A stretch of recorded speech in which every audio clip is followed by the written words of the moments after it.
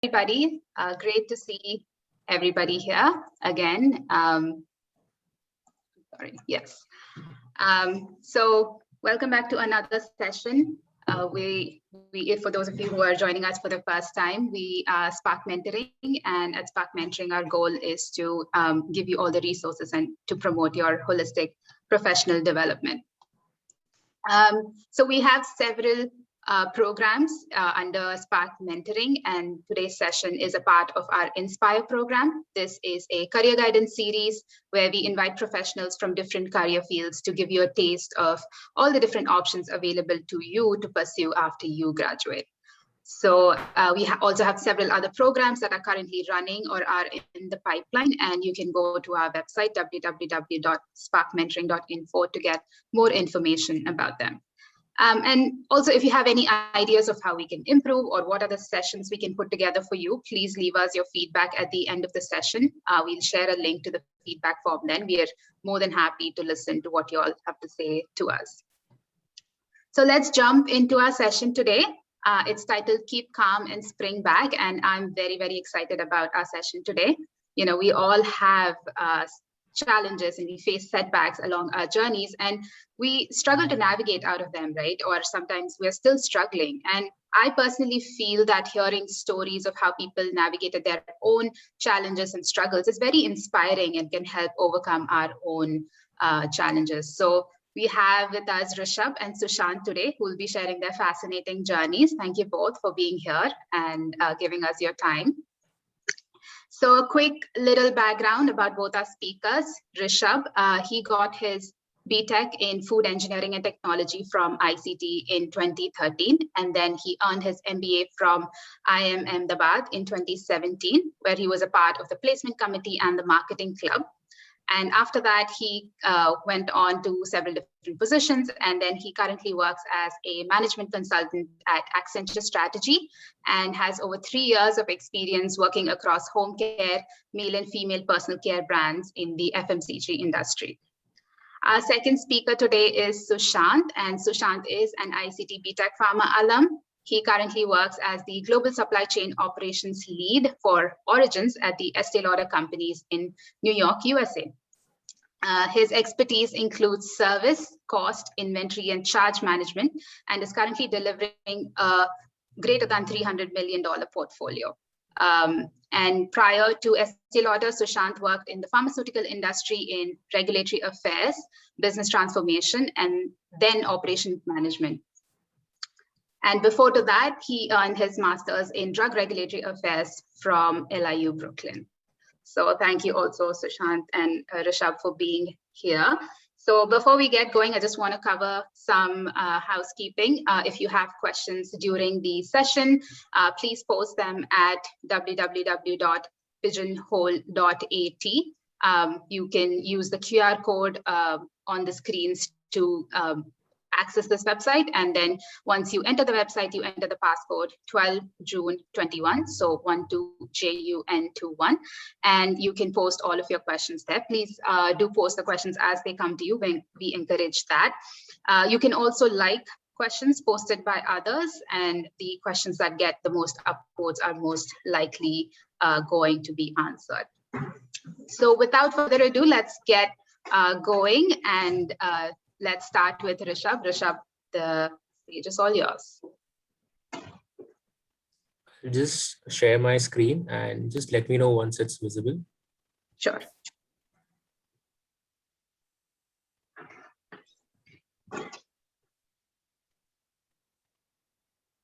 It's visible. Okay. Thanks, Anusha. Thanks, Amar, for that wonderful introduction. And thank you for bringing me in for this session. Welcome, everyone. Hello, good morning, good evening to all the people who have joined in. Glad to be part and really excited for this session. If you ask me why, it's because while it's Sushant and I today who are speaking about our journeys and our experiences, I'm sure everyone who's joined in would agree that we always, we have faced some tough situations, or we are currently facing some tough situations. And there are a lot of ways how people, deal with those situations. Some people tend to close and deal with it on their own. some people like to discuss it with other people, some people are brave enough to overcome them. The idea of today's session is to kind of tell our journeys and what is those tough situations that we faced, how did we step back and kind of reevaluated the situation. And I would consider this session successful if I can give out some learnings to you guys, and you guys can have some takeaways from it. So without any further ado, I'll just straight away jump into what I have to say today. I'll first start with a brief snapshot of my education and my work experience. Uh, I've just divided it into my education, my work experience, and my master's. Starting with my undergrad, I graduated from ICT in food engineering and technology, and I passed out in 2013. Talking about my 4 years at ICT, I would like to classify them between a couple of buckets. Academics, definitely one of those buckets. But apart from academics, my key thing when I joined ICT was that I have I have 4 years now at this institute, and some of the things that I'm going to take away from here is not just what I've learned in my education, but also how my personality has developed. Because I used to be very scared of talking in front of a large crowd or coming on the stage and talking. So I had decided that outside the classroom courses, I'm going to spend a lot of time on internships, on projects, and various other activities that I can be a part of.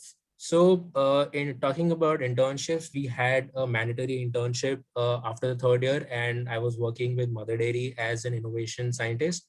Apart from that, I in my first year, I kind of was somewhere decided that after my engineering, I would like to do something in the management field, and probably MBA could be one of the option. So I thought that maybe doing internship outside my technical field could be a good option. So I also worked as a business development intern at Volume Logistics. It's a logistics management company. So this was about my internships. Now there's a third bucket which kind of has a couple of things called case competition, technical paper presentations, and some extracurriculars.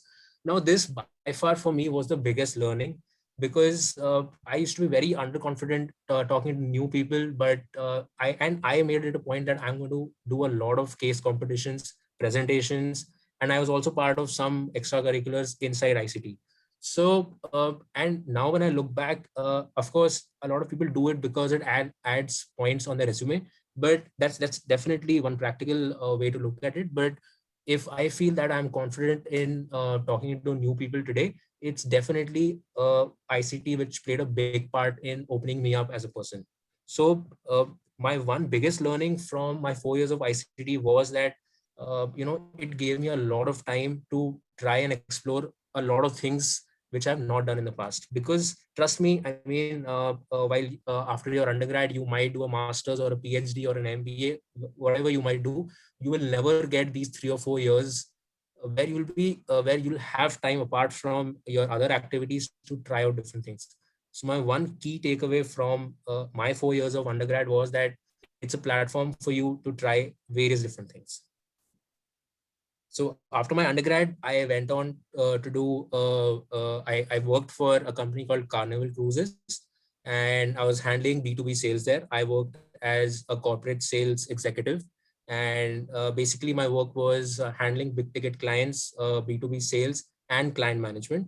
Now, why I took up a non-technical role just after my undergrad in food technology, I'll come back to that later, because that forms the crux of a couple of decisions that I really looked at. But if I have to give a quick learning from this experience is, while some of you might just get into a master's program straight out of BTech, that is one option. A lot of people try and get some experience before they get into their next course, maybe a master's or a PhD or an MBA. So what I learned from these 2 years was basically I wanted to fine tune whatever I've thought I want to do next. So the idea was that I want to do an MBA, probably in sales and marketing. So this was again my learning platform that, okay, if I have decided that I want to do sales and marketing, am I really made for it? Or is it something that I really want to do? So this was basically a practical learning experience for me, where I kind of, cement my thinking or my interest that this is really something that I want to do.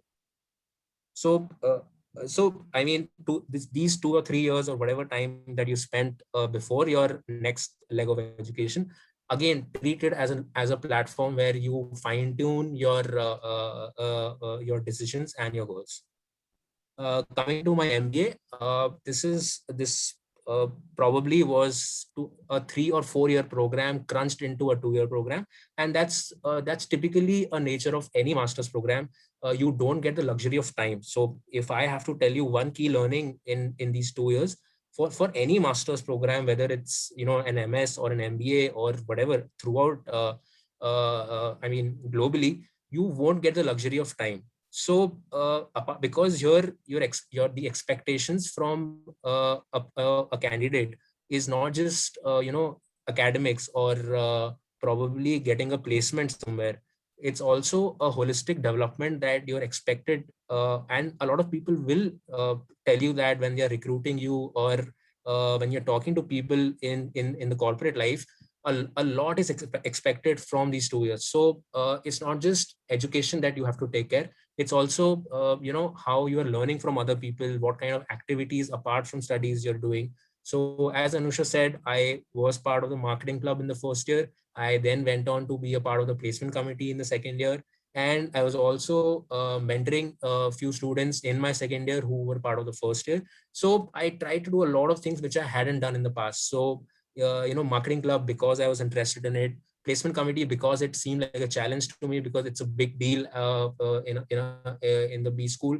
So I wanted to take up those challenges to again overcome things that I had not faced in the past. So one key learning out of a master's program for me was that how you can manage time and how you can do multiple things at the same time, because that's one of the key things that really sets you apart in the corporate field for me now. Talking about my work ex, I'll club both of them together, and I'll come to the learning later on. I first, straight out of campus from B school, I joined Wipro Consumer Care. That's the consumer care division of Wipro, and I worked there for close to 4 years. And I handled a couple of categories, mainly in home care and personal care. And I worked majorly in brand planning, strategy, media, and consumer research. So I was very clear after my B school that marketing is something that I'm looking at, and I at least for the first 4 or 5 years, I want to be in brand management. So a lot of people are confused even when they enter B school that what is it that they really want to do, because there are a lot of opportunities available. So things tend to get a little blurry on what exactly it is that you want to do.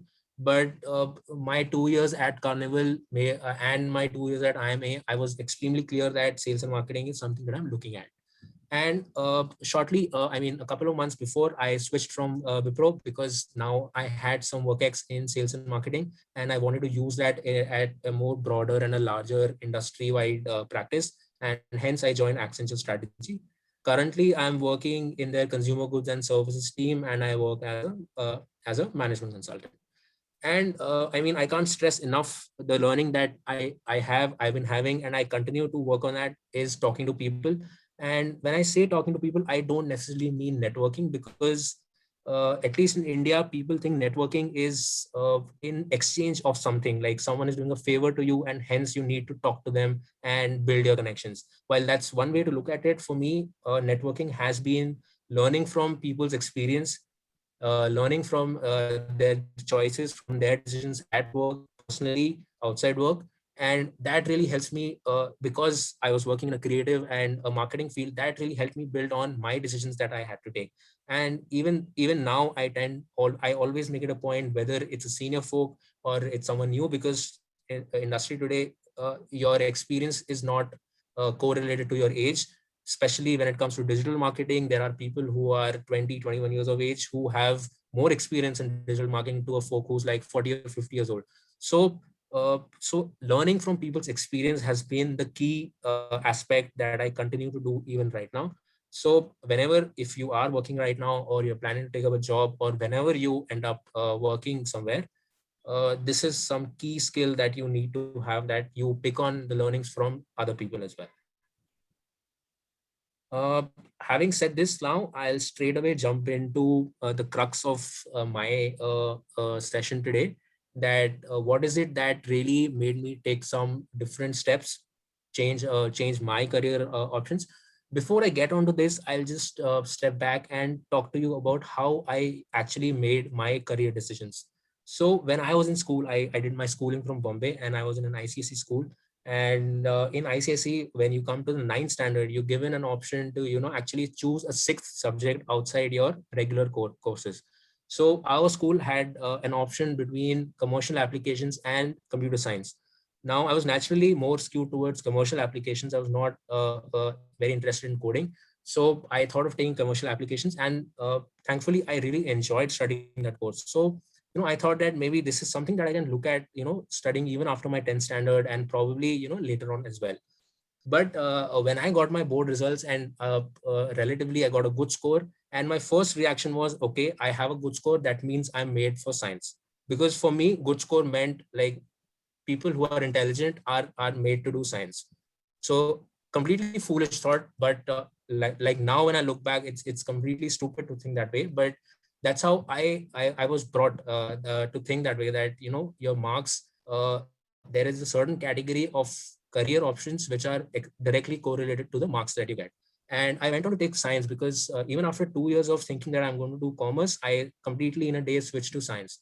And again, in science, I wasn't interested in bio, so engineering was the only choice. I never spent time to think that apart from engineering and medicine, is there anything else that I can do in science? So I straight away jumped into preparing for engineering, and I landed in ICT. Now, when I came to ICT, again, my thought was that, okay, now I am doing a 4-year course. So maybe, I can spring back to, a management or a commerce field later on, after I graduate from ICT. And that really ties back to my decision of doing internships outside the technical field as well, because I wanted to get an idea that, if I really want to do something in MBA. And come the second year, I saw this whole barrage of people, talking about masters in US and doing a PhD in UK, in US and other fields. And I started to, again, second out, because everyone around me was only talking about that. So I thought, maybe MBA, I should park it for now and, think about doing a master's course. And I started preparing for masters. I started preparing for GRE, preparing my applications, studying for TOEFL exam. And again, I got a good score in GRE. Again, I correlated that to something that, okay, now I've got a good score in GRE, I am probably made for a master's program. I never asked that question, that do I really want to do this? And again, I applied to courses, I got into a university, and then I made up my mind, that I am going to go to US. I never, all this time, I never thought that is it something that I really want to do. And after my fourth year got over, and it was really a time to actually go to the US, and I had to enroll for the course. So that was the last hour. And that's when I really thought that, okay, I can't do this course because, I'm not made for it. I don't want to do it. And in the end, I had an option that I can force myself to do it and then keep second guessing my question. And the other thing was that I could take a brave decision at that point of time and choose not to do it and do something that I really want or I'm comfortable at. I did the latter. I did not go for a master's course, and I chose to take up a job in India and prepare for CAT exams. Now, there were a lot of complexities to this decision because this was a harder one, because I had mentally prepared myself, my family, everyone around me that I'm going to do my master's and probably, end up working in the US. So I had to, overnight, I had to break that idea to myself, to everyone around me, and think of taking up a job here and studying for, an MBA. And so when while all this was happening, this was the month of July, and CAT typically happens in October. So I had about 3 or 4 months to, to study for the exam. What I did was, my first thing was, now that I'm not choosing to go to the US, I should probably get a job. And I spent some time to, get some role outside my technical expertise. Now, why I did not get into a technical role was, again, because now that I was clear that I wanted an MBA, so might as well get some experience in a similar field. And because I had decided that sales and marketing is something that I'm looking at, I chose to apply to roles that are somewhere close to the domain of sales and marketing. And simultaneously I was preparing for my MBA exams. Now, naturally, with given the pressure, the stress of having to not do what I thought in the last 3 or 4 years, and studying for an exam which is definitely very competitive. I did not end up cracking the CAT in the first attempt, and did not get a score worthy enough to probably get an interview call from any of the good institutes. So, but that did not, this time I did not question myself that I did not go for my masters, and now I've ended up not getting a good score, because I was very clear that I am working towards something that I want to do. So it was an automatic motivation for me that, okay, I've not got a good score right now, I'll probably end up working for it again and start preparing for it again. And definitely that was something that was inside me, that kept on burning inside me, that I have to crack it this time. And thankfully, then in my second attempt, I got a score, and then ended up at IMA. So through this situation, I have a couple of learnings for a lot of people, because I'm sure a lot of people have, not just in the field of education or their career, but maybe in their personal lives, a lot of people go through decisions where they have to second guess. And uh, uh, uh, I'll probably jump into the next slide and talk about it. My first learning that I had was that, always know what you're doing. Always know why you're doing when you're doing something. Now, to clarify this thing, is because talking about the education in India, what we do is that we first choose the path we want to use, or we want to go, and then we decide what we want to do. Like, there's a famous saying that people end up doing engineering, and then they think what they really want to do. And that's something that really baffles me when I think right now, that how can you not have a goal and already have a path that you're going to take. So my only learning from here is that you always should first have a goal in mind, and the path should automatically come to you. So if you want to, for example, work at a shop floor in an automotive company, then it should automatically come to you that mechanical engineering is probably the way to go. It should not happen that you have already chosen mechanical engineering, and now you're struggling to find career options out of the thing that you are forcefully doing. So if people always have a goal in mind, that really makes it clear, because I saw it myself. Because the second time, when I was going for an MBA, now I was very clear that I want to be a brand manager. I want to do this kind of a role for the next 5 years. So I was extremely clear in eliminating options that would have in a normal scenario confused me even more. That should I do a consulting role, should I do supply chain, should I do something else? When I entered my MBA, when I entered my B school, I was extremely clear that this is something that I want to do, and for this I need to do XYZ things. And that made it very easy and very clear for my B school journey. So that's the first learning that I wanted to kind of voice out to everyone. The second is, please don't make decisions basis on how other people perceive it. I did it myself, and I'm not saying that people don't do it. All of us do it.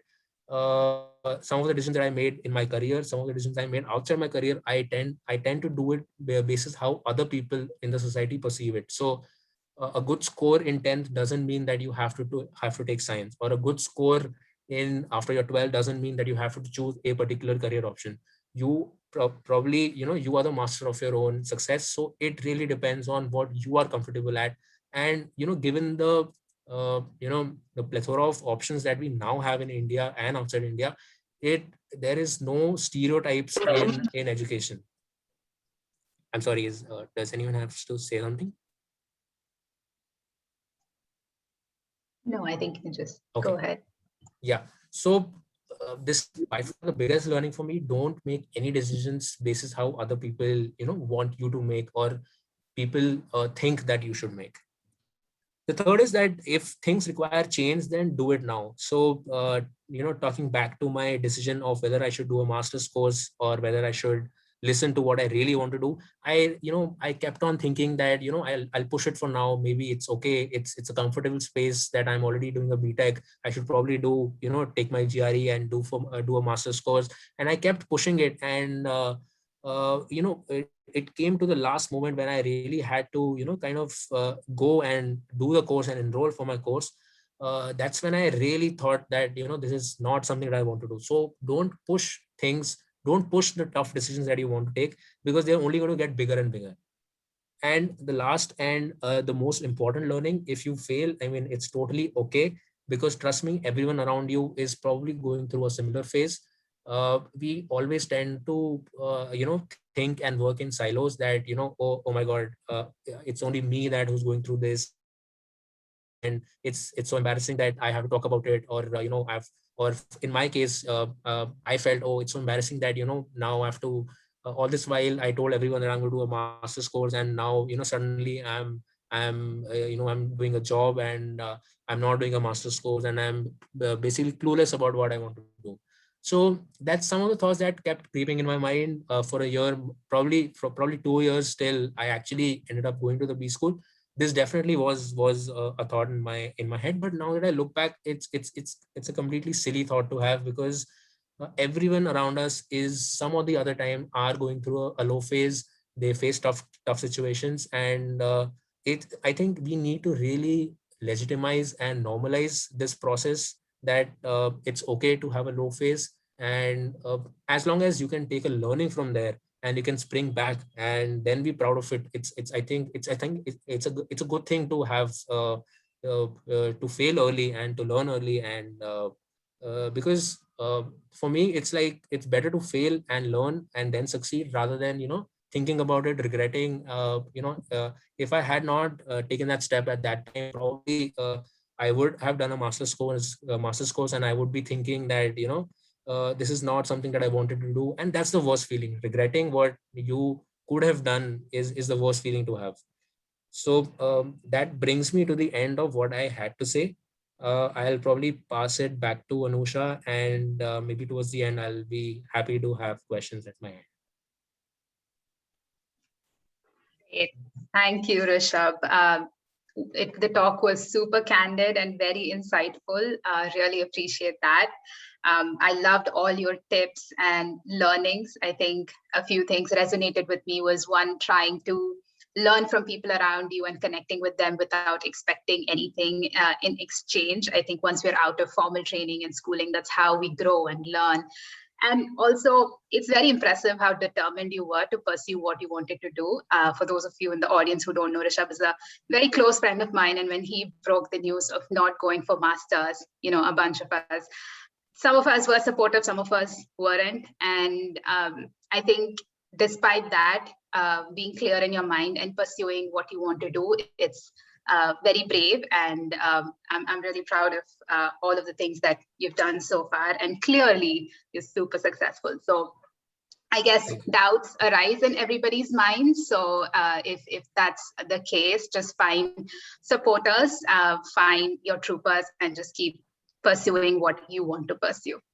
All right. So after one inspirational story, let's go to the next. So Shant, take it away. Hi, everyone. I'm going to share my screen in a second. Let me know if you can see it.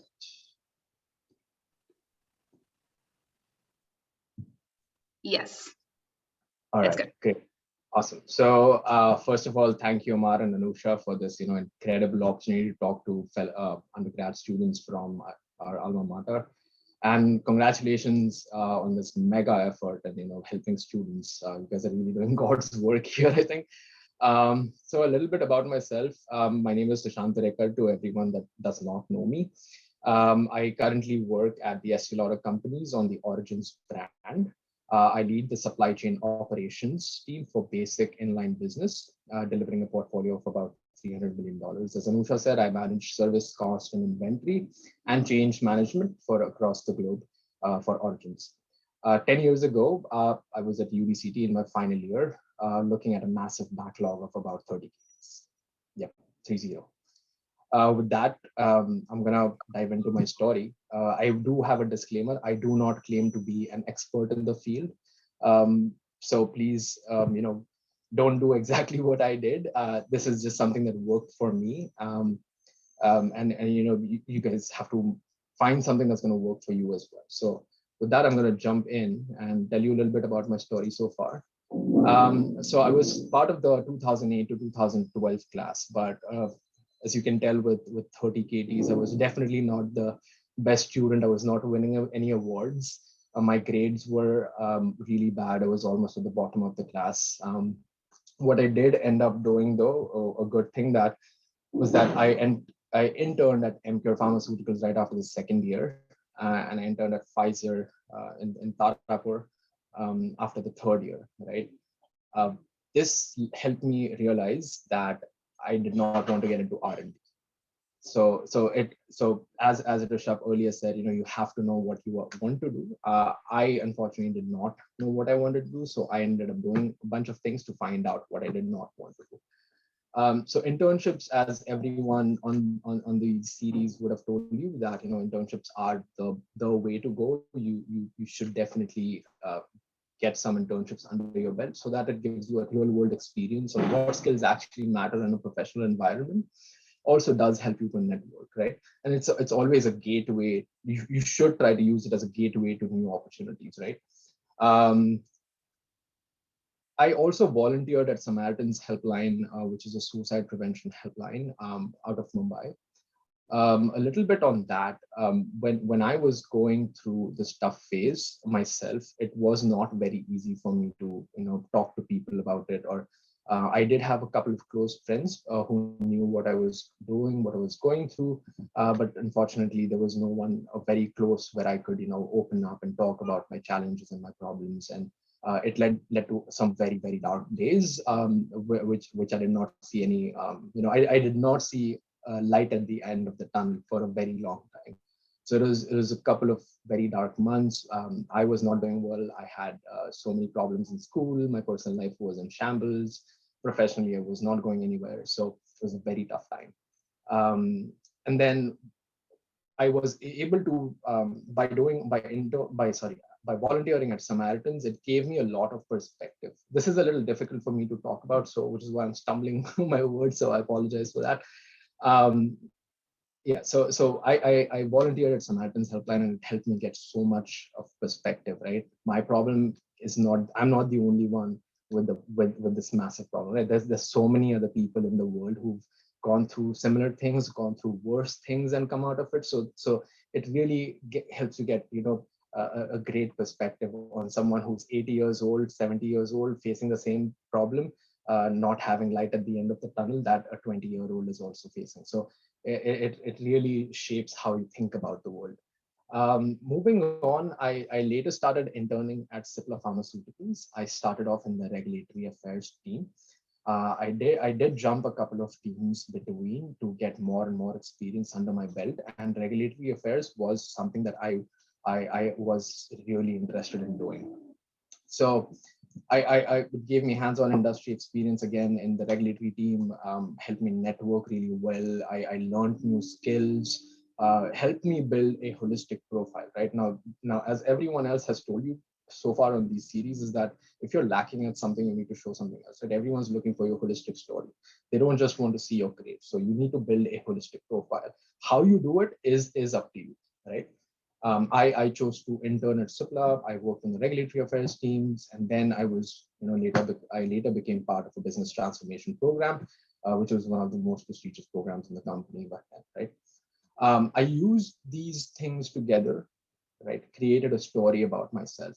As everyone said, holistic profile. That's what everyone's looking for. So I did have bad grades, but I supplemented that with professional experience, some volunteer experience, good GRE and TOEFL scores. I don't know how much that really helped, but I certainly put in a lot of effort, and I did have good results on GRE and TOEFL. But I knew that when I was applying to my master's programs, I knew I was not going to get into the Harvards and the Cornells and the CMUs and name it, whatever. I knew I was not going to get in. So my approach was to attack only where I knew I was going to succeed. So I only applied to 2 schools. I applied to Northeastern, where I did not get in, and then I applied to Long Island University after I got rejected. I'm being very candid about this because I know there's going to be a lot of people out there currently thinking about how to, what school should we apply for, and how do we go about it. So do hedge your bets properly. Do make sure that you know what your strengths are, right? Let me just move this out of the way. All right, so I did finally manage to get into Long Island University, and for the Drug Regulatory Affairs program, right? This is this was like my cultural shock moment, right? Because I did not even know I was ever going to get into a good master's program. I had no hopes for myself.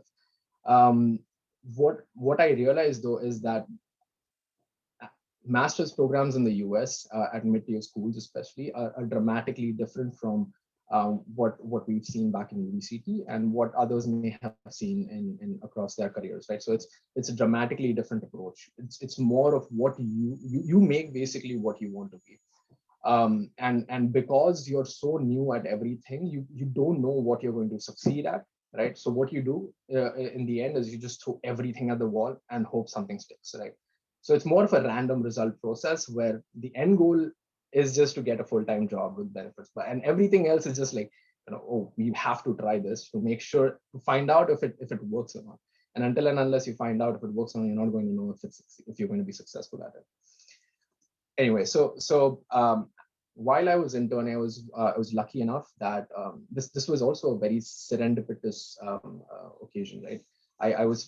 Cipla had just acquired a couple of facilities here on Long Island, and I was fortunate enough to tap into my network and be offered a position on the regulatory team again.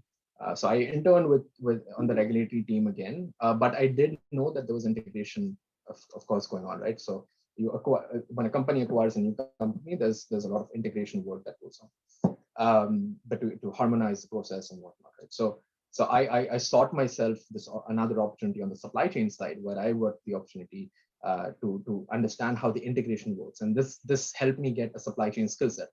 I did not study supply chain anywhere. I learned everything on the job, ground up. I went through almost 25,000 pages of batch records to calculate so many things, cycle times and whatnot, to create like a supply plan.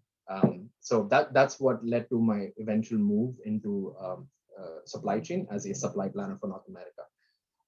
And this eventually then, after a couple of years in 2018, I started working at ST Lawyer as on the origins team as supply chain operations lead for origins. Yeah. I would say that the master, when you are trying to go for a master's program, you should know what you're trying to get out of it.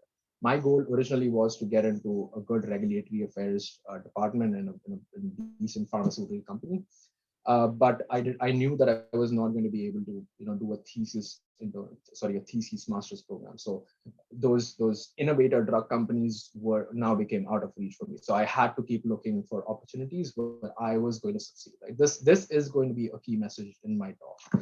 But overall, I would say a master's program is a great way to accrue $50,000 in student debt. So go for it. You would be able to pay it back if you land a job in the US. So nothing to worry about that if you get a job, right? The other thing that I would want to say is that finding a job in the US is really hard, especially if you're of Indian origin and without a visa, right? So make sure you hedge your bets again very properly. So moving on, I wanted to share a little bit on what actually had happened, why, how did I keep calm and basically spring back, right? So I was at the end of 2012, I was looking at about 30 KDs, trying to have to clear. I still hadn't graduated. So I had to take a step back and understand what I had done wrong. How had I gotten myself in such a big problem? So I did that for a while. I needed to know where I was going wrong, what had actually happened to, that got me in this position. What I realized was that a lot of people, as Rishabh earlier pointed out, and thanks Rishabh, that was a great point. You need to know what you want, right? You need to know where you want to go. And when you get into UBCT, a lot of folks don't really know where they want to be after those 4 years end, right? Everyone's just like, oh, I need to get a job, but no one really knows what kind of a job they want or what they're going to land in, right? So lack of understanding, lack of guidance, then there's always, a snowball effect of your periodic tests and your final exams. It keeps snowballing. Your number of failed subjects keeps growing. And that leads to your inability to keep up, right? And then there's always a little bit of, especially if you're living in the boys' hostel, there's a small factor of immaturity and laziness that comes along with, just your engineering days, right? So all of these things had brought me to a state where I did not know what I wanted to do. I had gotten into a problem I did not know how to get out of, right? So and now because there's no stage gate left in life, right? So let me explain this a little better. So you take 10 years for your schooling, another 2 years for your high schooling, and then another 4 years for your undergrad, 2 years for your master's, another 3 to 4 years for your PhD, for example. Right? Then you would land a job. So these are like stage gates, right? 3 years, boom, boom, boom, boom. You just keep advancing.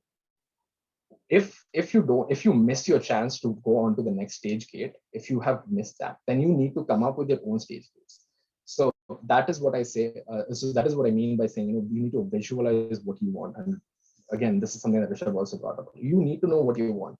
There are two ways I think that you can do this. Is one, by just knowing what you want, doing the things that you know you like, or the other thing you could do is do everything and find out what you don't like. That is what I did. I interned at a bunch of places, made sure I did not like R&D. I was not cut out for lab work. It is not something that I was ever going to be really successful at either. So I chose not to do that. Right. I found something that I was going to be able to do. Right. So I wanted to be graduated. I wanted to get into a master's program. I wanted a job. I wanted better money, better life. All these things together. Of course, you may have similar plans, but you need to plot it out and understand what milestones you need to hit, right? So that comes to the next point. You need to hunt for areas where you can succeed. UBCT is a place where it's a place of concentrated knowledge, and such centers of knowledge are really rare in the world. I'll explain this a little more. You have almost 250 BTech students per year, 150 BTech students a year, and 85 Chem students a year. So that's 250, let's say, per year. Times 4, it's 1,000 students. You have 1,000 people just doing these concentrated things in chemical engineering and related stuff. So you're not going to find this anywhere else in the world unless you go for something higher and better and more superlative to what you have been doing. So you need to, if you miss your chances, like I said, you need to find these opportunities again. So if you get an internship, if you are able to land a job, ask around if there is any major project going on in the company, right? Find where you can succeed, find where you can shine, and you can get people to start trusting you again. You need to identify that. Then what I would say is you need to identify how you're going to get to how you're going to be successful, right? What's going to happen is that when you start working, you may or may not like the first job you have. This is true for most people. Either you love it, or B, you hate it so much that you want to switch, which is why a lot of people then jump for an MBA program and do the triple step jump, as Nattu had explained in the previous call, right? So in order to do that, you need to identify how you're going to be successful. You have to find multiple pathways. As I said earlier, it's a lot of times when you don't know what you're doing, you have to throw everything at the wall and see what sticks. You have to diversify when you don't know what next, right?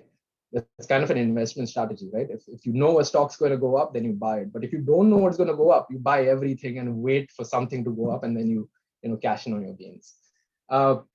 So I did that. I worked my way to this prestigious business transformation program, and then that network is what actually helped me, because I was able to prove myself, right?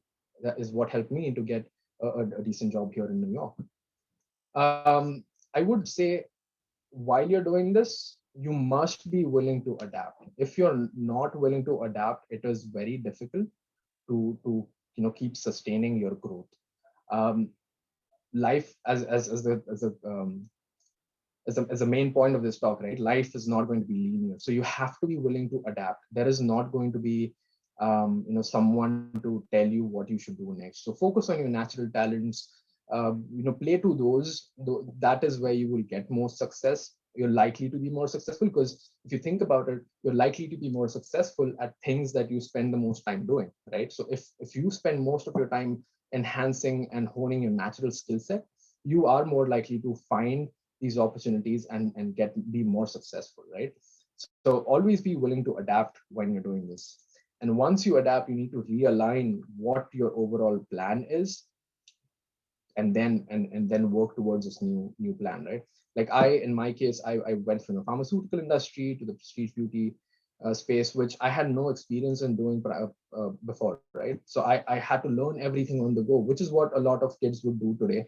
There is no semester exams where you can, someone's going to teach you everything. You'll get like 3 months to acquire, when you land in a job, they'll give you 3 months to come up to speed, and then that's it. You have to learn everything on your own.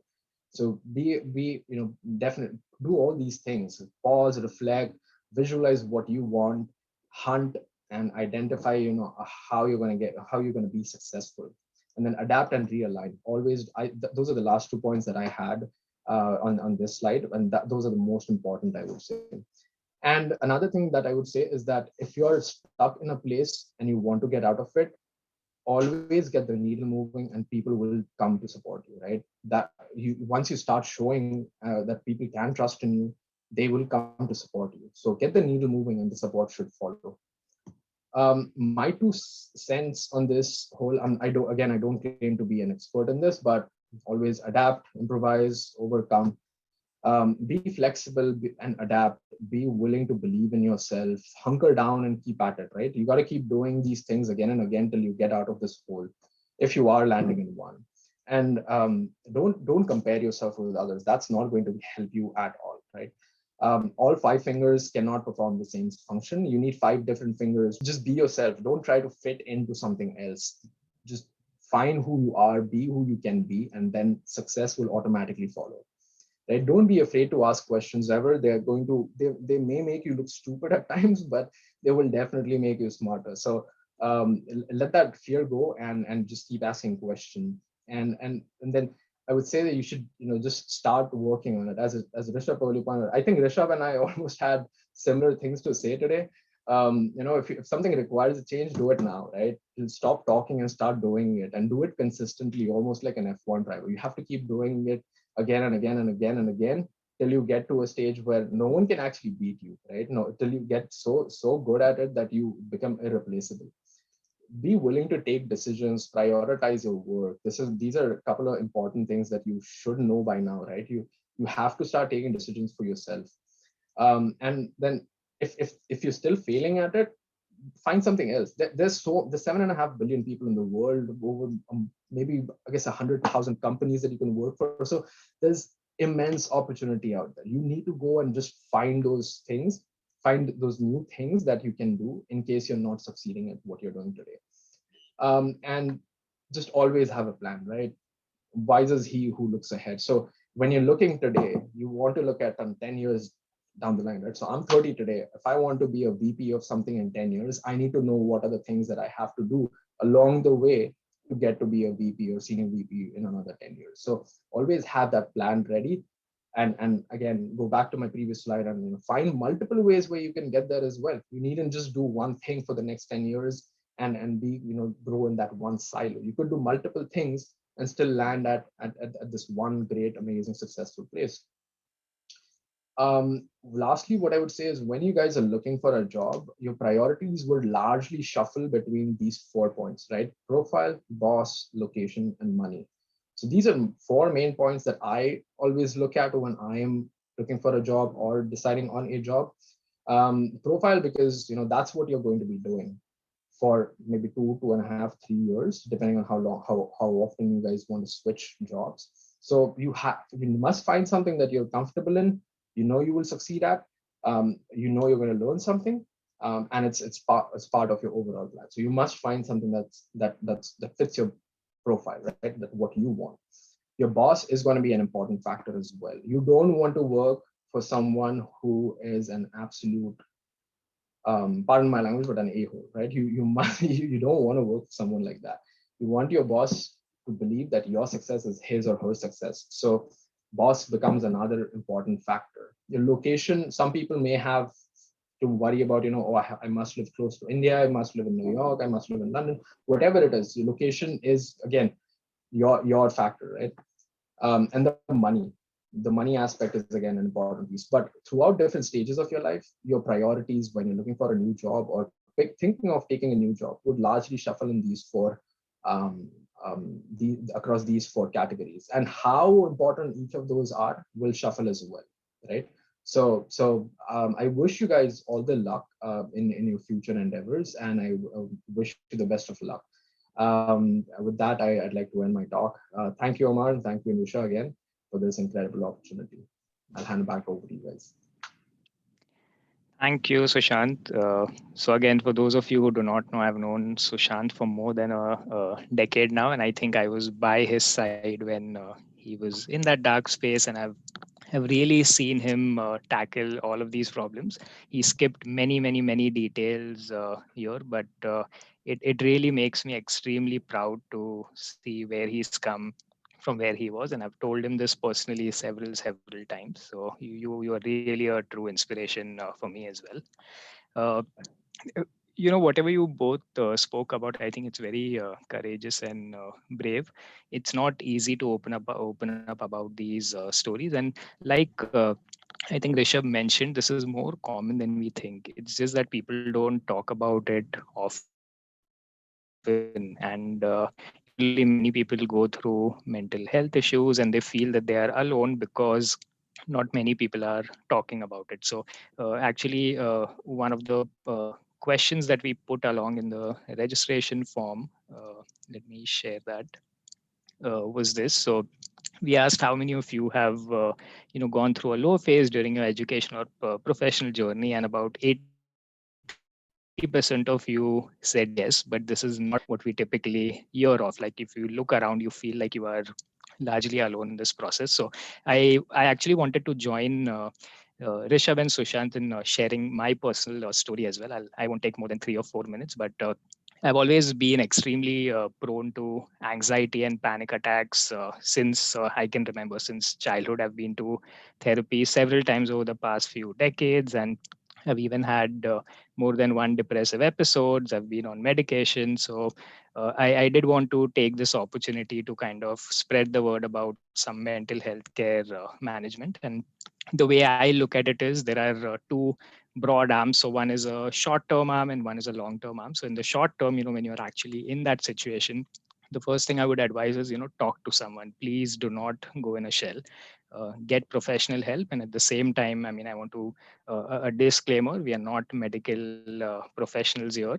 So please seek medical help if you feel you are in that phase. But the more important one for me is this long term arm, where and there are several things bundled here. So this has been my experience. So there are four pillars in this space. So sleep is one, exercise is one, meditation is the third one, and then a support system is the fourth one. So this is what works for me, and I like to think of these things as a vaccine that kind of immunizes me against these setbacks and lows in life. It is inevitable to go through life without lows. Like, let me tell you that, and anyone old enough will tell you that too. So over time, you want to just build your distress tolerance, and these four things really help me. So sleep, there's enough evidence showing that chronic deprivation is linked to depression, anxiety, other disorders, and it's a vicious cycle. You can't sleep enough when you are going through a low, and then it just makes the whole thing worse. So pay attention to this. The second thing is exercise. So it's said that if exercise was a pill, it would be prescribed to every patient. So again, there's massive scientific evidence showing that it makes you happier, healthier, you end up living longer. And for me personally, it immensely helps my mental health. The third thing is meditation, which I started practicing about 2 3 years ago. I use a guided meditation app, and it has been truly transformational for me and my mental health. And the fourth one is support system. So please stay connected with your loved ones, and like I said before, reach out to medical professionals if it gets to that point. So yeah, the message I wanted to drive home is really take care of your mental health. Pause often, have downtime, have chunks of time where you're doing nothing. Eat, play, sleep well, and keep calm and spring back. So yeah, with that, we have a few minutes. So if you have any questions, you can use this QR code or go to www.pigeonhole.at, use the code 12JUN21, and Rishabh and Sushant can answer those questions for you. So let's see if we have anything. Wow. Okay.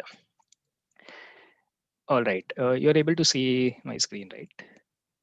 Perfect. We can start with this one. What if I'm not able to discover what I like? Does either of you want to take a stab at this? I would say, I mean, I don't like the possibility of what if you're not able to find yourself, but what I can say is that I was able to do it. You will do everything and then find out what you don't like. That use the process of, what do you call that? Elimination, process of elimination.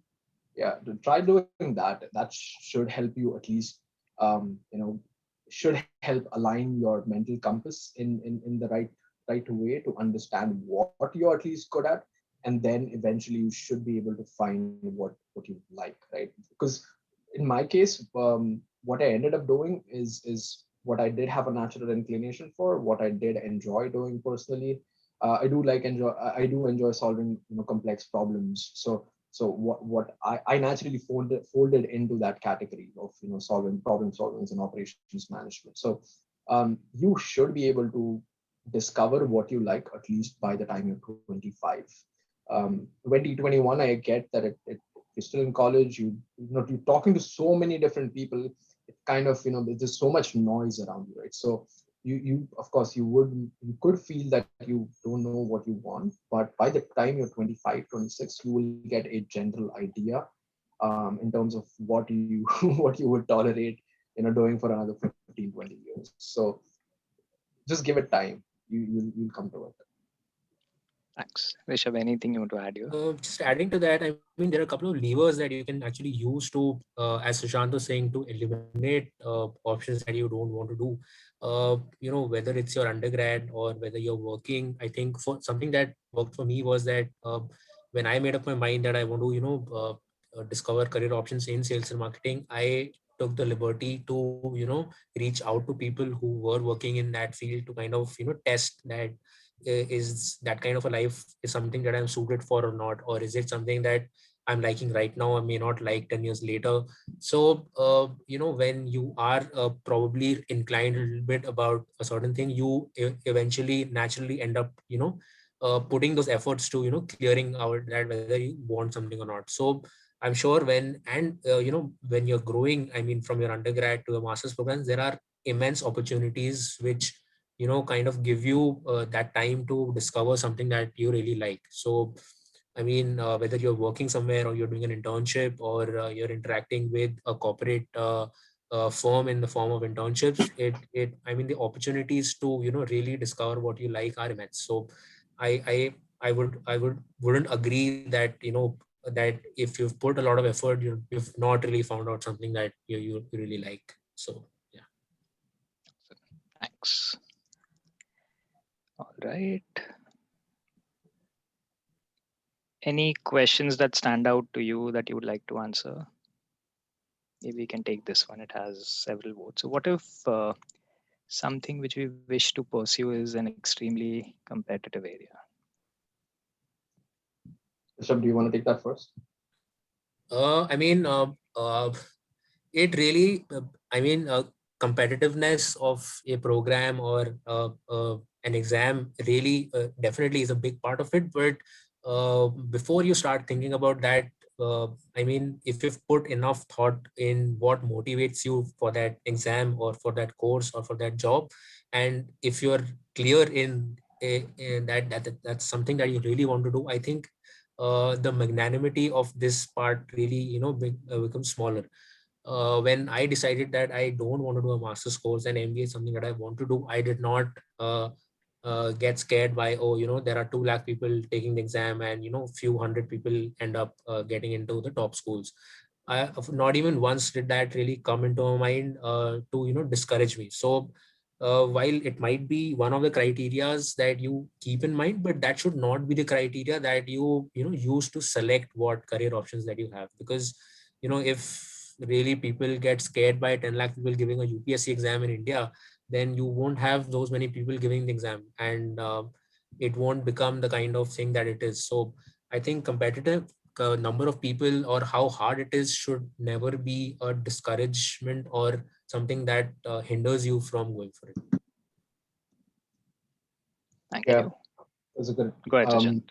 What I would like to add is that you don't get into something that's competitive if you don't enjoy doing it, right? Um, if you're good at something, the competition wouldn't really matter, right? If you're an average candidate, then you'll have competition in every field that you're in. So somehow you have to find a way that sets you apart from the competition. Competition, you can actually use it to your advantage to find what they, I'm going to say they, do not have that you have, right? So try and find a way that you can stand out in competition. And then that should help you succeed in that field as well, even if it is a super competitive field. Thanks.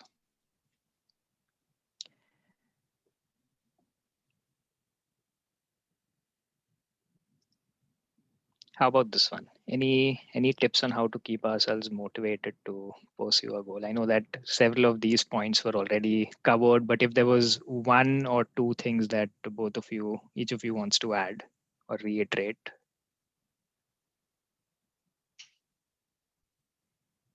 If you don't keep at it, this is what I realized. I did have a lot of trouble keeping myself motivated. What I realized is that if I don't, I kind of kick myself in the butt for this, because what I realized is that if I don't keep at it, if I don't keep myself doing those things that are going to lead to success eventually, is I'll just be remembered for my last failure. And I did not want that, because I had done that once. I did after everyone left in college. I ended up just being remembered. Oh, that guy that almost didn't graduate. So I did not want that ever to happen to me again in my life. So I used the fear of it as kind of a motivation to just hunker down and keep at it. If that works for you, that's great. I think similarly for me, I mean, using it as a tool of an eventual result to kind of keep motivating you every day. That's something that worked for me as well. And just adding to that, I think I took a lot of time to open up to people, and once I did, I saw the benefits of it.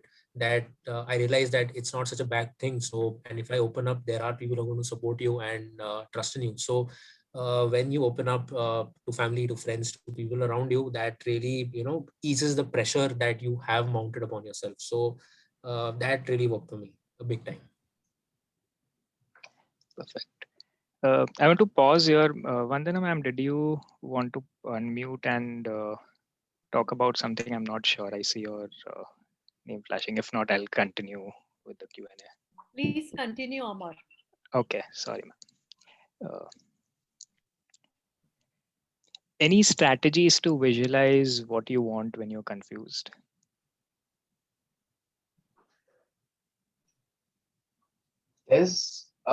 For me, I don't think there is really a strategy to visualize. It's just about what you really want, right? So you have to go to the first few steps before you understand what you want. You need to get an overall picture of or seek more guidance on the subject that you're talking about. It's a little too vague for me to answer. So if you have any specifics, I can dive deeper. But if you're just trying to understand what you really want, then I think what you first need to do is try out a couple of things where you have or haven't succeeded, and then play to your strengths.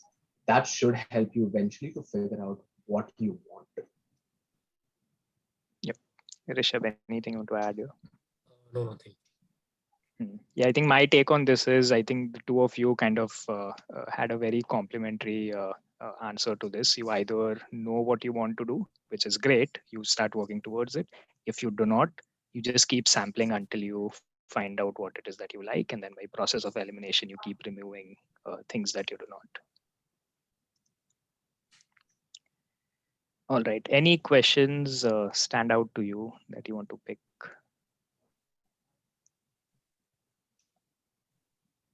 Maybe this one. First one, maybe. Yeah. All right.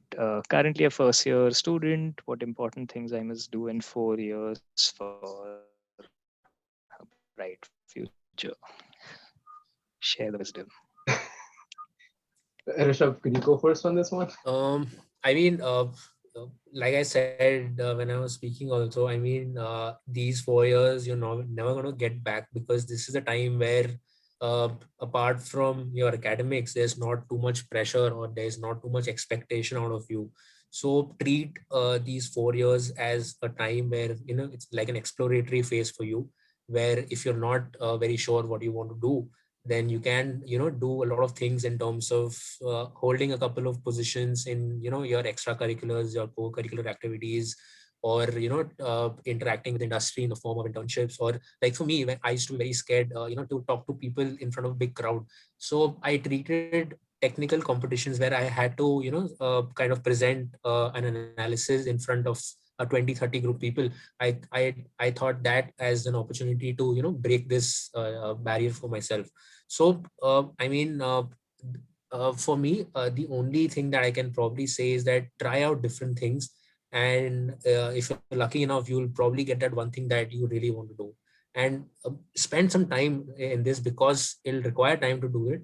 And that's why these 4 years are going to be very crucial and very, very lucky that you'll be able to spend time in doing what you. Yeah, what I would suggest is, first and foremost, you should focus on your grades. They are immensely important. It's not that you wouldn't land, you wouldn't be successful if you don't have grades. They certainly do help a lot. So first thing I would recommend is focusing on your grades. Second year, you should start looking for internships, right? Tap into a network. What I would recommend here is, when you're looking for jobs, internships, what I ended up doing for myself is, I got in touch with a couple of sales people, right? People who sell pharmaceutical equipment either in labs or manufacturing labs. They are the people that we should talk to. Find out who are the people they sell to, because people who are signing those checks or are saying, yes, I'm going to buy this equipment, are people in power, because they're allowed to spend money on something because the organization is giving them that power, authority, right? So they are the people who are actually making the decisions. You should find your way to them, and then through them you will eventually either find a job or an internship. So definitely do try that route. It could work for you. It did work for me. Um, and again, internships, GRE, TOEFL. Make sure you do get your hands on some curricular programs. And if all of that is packed, find something else that you like doing. It needn't be manzar karna hai, exergy karna. It needn't be that. You can do something completely different, right? You could, if you're a musician, go figure that out. You could very well get into Berklee College of Music after your bachelor's, right? So then there is a case who's done that. So it depends on what you really want to do. It's not success and bright future is a very subjective answer. It's a very personal concept. For some people, it's just money. For some people, it's just knowledge. For some people, it's just influence. They don't care how poor they are, how little they make. They just want influence over people. So it depends on what you really want, right? So figure that out for yourself. Understand yourself a little first before I would say you try to expand yourself and become look for a bright future. First, try getting a good handle on who you are, what you're capable of, and what you're not capable of. Figure out your risks, figure out your opportunities, figure out your constraints, figure out your capacity, right? Just create a couple of mathematical equations, if you will, for yourself, and understand who you are. That will really help. Play to your strengths always, right? If there's like I said earlier, I because my grades were bad, I knew I was not cut out for innovator drug companies, right? I was not going to be able to get in. I was because I'd be competing with the likes of Amar and Anusha, and it was going to be so much difficult, right? Because I'm not cut out for it. So it becomes difficult to be successful in something that A, you don't like, or B, you're just not naturally inclined at. So figure that out first, I would say. Thank you. So I know we are several minutes over time. So what I would say is we'll formally kind of wrap up the session soon. And then if you still have questions, the speakers have agreed to stay back and we can have like an informal town hall. You can unmute yourselves and ask any questions you have. So with that, yeah, before I close, I just wanted to highlight the two upcoming sessions we have. So the next one is on the 26th, which is again a career guidance series on entrepreneurship, where Swapnil and Shirin are going to join us. The one after that is on 3rd July, which is a panel workshop session on applying for a master's and a PhD program abroad. So I would encourage, if any of you are considering an MS or a PhD uh, program after your undergrad, please do attend this one. The speakers are going to try and cover the several elements of the application process here. And yeah, just final closing thoughts. So thank you so much, Rishabh and Sushant, for sharing your stories today. Very inspiring. Very inspiring, and I hope it helps people who are listening. As always, a lot of effort goes behind the scenes to put these workshops together. So thank you to the Spark Mentoring team and the ICT social media team. You can go to our website for more information. You can write to us at info.sparkmentoring@gmail.com with any questions, feedback, and yeah, spread the word. Thank you, everyone.